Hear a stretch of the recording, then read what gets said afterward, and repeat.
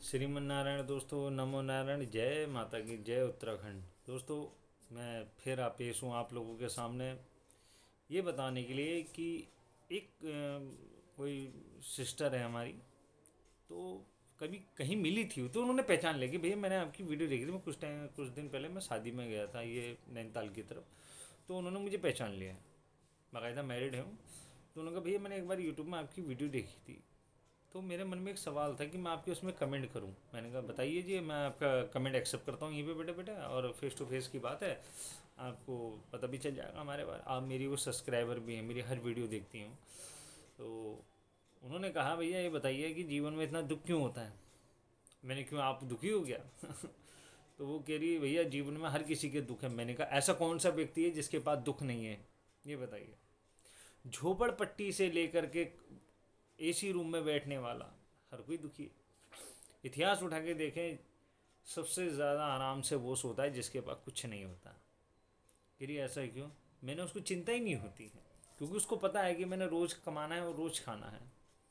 और पैसों वाला आदमी अपनी आने वाली पीढ़ियों तक के लिए सोचता है, जो कि वो गलत करता है। हमने अपने परिवार में अपने बच्चों को गाड़ी, रुपया, पैसा, फ़ोन, अच्छे अच्छे जो भी चीज़ हैं, सारी सुविधाएं दी।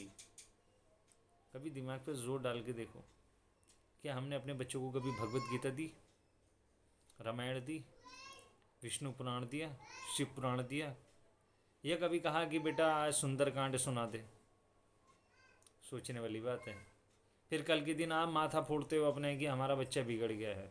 बिगाड़ने वाले भी आप हैं। इसलिए प्रभु ने कहा कि जीवन में दुख होना बहुत ही आवश्यक है, बहुत ही ज़्यादा ज़रूरी है। अगर जीवन में आपके दुख नहीं होगा तो आप प्रभु से कैसे प्रेम करेंगे? कैसे जानेंगे कि एक शक्ति ब्रह्मांड में ऐसी है जिसकी पूरी दुनिया में सत्ता है, जो सबसे बड़ा प्रधान है, सबसे बड़ा प्रधानमंत्री है? कैसे कैसे जान पाओगे आप? हमारे देश के प्रधानमंत्री श्री नरेंद्र मोदी जी आज बहुत ही बड़े लीडर बन करके सामने आए हैं, और उन्होंने देश को काफ़ी अच्छे से संभाला भी, और हम खुश भी हैं, फ़ैन हैं हम। तो क्या मोदी जी भगवान की पूजा नहीं करते? वो ध्यान करते हैं, व्यायाम करते हैं, भक्ति करते हैं वो, क्योंकि उन्हें पता है कि मैं एक लेवल तक का प्रधानमंत्री हूँ, मगर मुझसे बड़ी जो सरकार है मैं उसके अधीन हूँ। तो दोस्तों, जब तक आपके जीवन में दुख नहीं होगा, आप भगवान की शक्ति को, भगवान की भक्ति को, उसकी सत्ता को कैसे जान पाओगे? उसके करीब कैसे जाओगे? यदि सपोज करें अगर आपको सुखी सुख मिल जाए, एक एग्जाम्पल वाली बात करो, यदि आप एग्जाम्पल के तौर पे ले, अगर भगवान आपके जीवन में सुखी सुख लिख दे, तो सुख का मोह क्या होगा? 2 दिन, 4 दिन, 5 दिन में आप बोर हो जाओ। और आपको जब सुख मिलेगा ना, तो आप भगवान की ओर ध्यान भी नहीं दोगे, बस अपनी दुनिया में खोए रहोगे। इसलिए दुख का होना जरूरी है, क्योंकि आप परमेश्वर के, परमात्मा के करीब जाते हैं। और मैं अपने जीवन की बताऊं, मैं सिर्फ 3 शक्तियां मानता हूं दुनिया में: ब्रह्मा, विष्णु, महेश। इनसे बड़ी शक्तियां मैंने देखी नहीं है, और मैंने इनसे बड़ी कोई शक्ति अभी तक जानी नहीं है। ठीक है, 51 शक्तिपीठ हैं, 52 शक्तिपीठ हो सकते हैं, वो उनकी अलग धारणाएं हैं, मगर मैं अपनी बात कर रहा हूँ। ब्रह्मा, विष्णु, महेश से बड़ा एक जो दुनिया को ज्ञान देता है, दूसरा है जो दुनिया का पालन कर रहा है, एक जो जन्म और मृत्यु का अधिकार जमा के रखता है, वह है शिव भोलेनाथ, शंकर भगवान, आशुतोष महाराज। तो दुख का होना भी बहुत ज़रूरी है। सुख में आप तो भगवान को पूछते भी नहीं, बस खोली बियर की बोतल और पार्टी, डांग सांग, बस समाप्त। और जब दुख होता है तो आपको उस दुख के एक एक पल का एहसास होता है।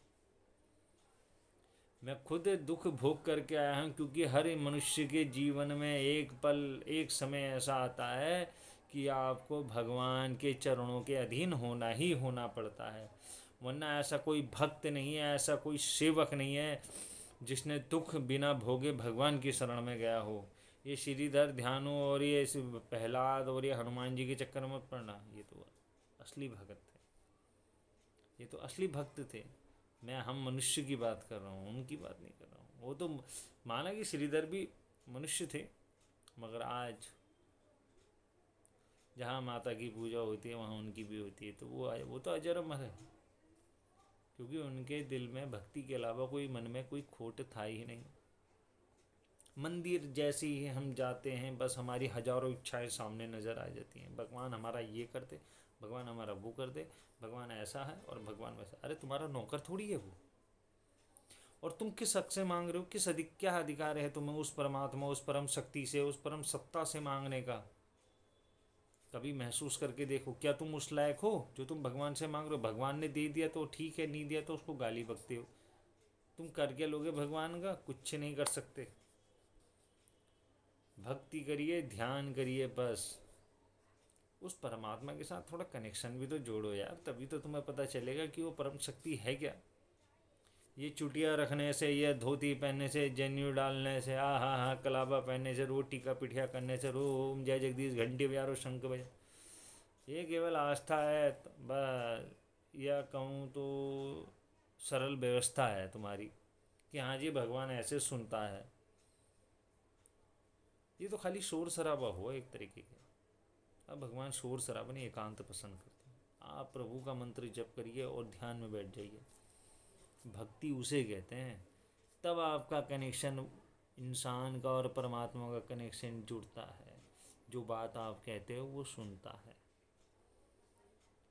मगर आप मानते ही नहीं हैं। और जब तक आपके मन के भीतर हजारों इच्छाएं होंगी, आपको प्रभु के भगवत के दर्शन कभी हो ही नहीं सकते।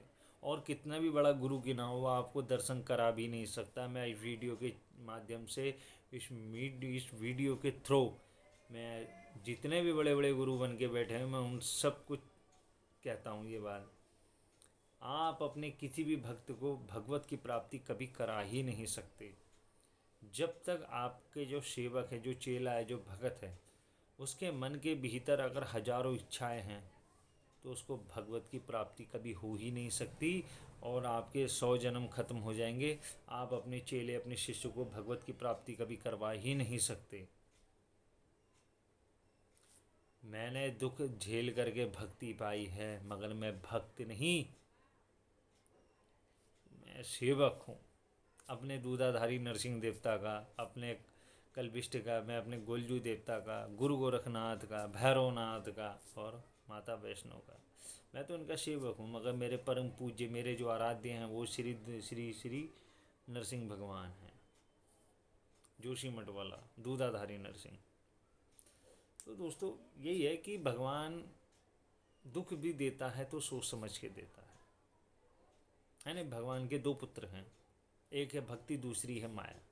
अब आप माया के जाल में पड़े हैं तो भैया भक्ति तो मिलने से रही। भक्ति मिलेगी भी तो खाली खोखली मिलेगी, दिखावे मिलेगी। जब अंततः जब आप मरोगे तो आपको कुछ भी नहीं मिलेगा।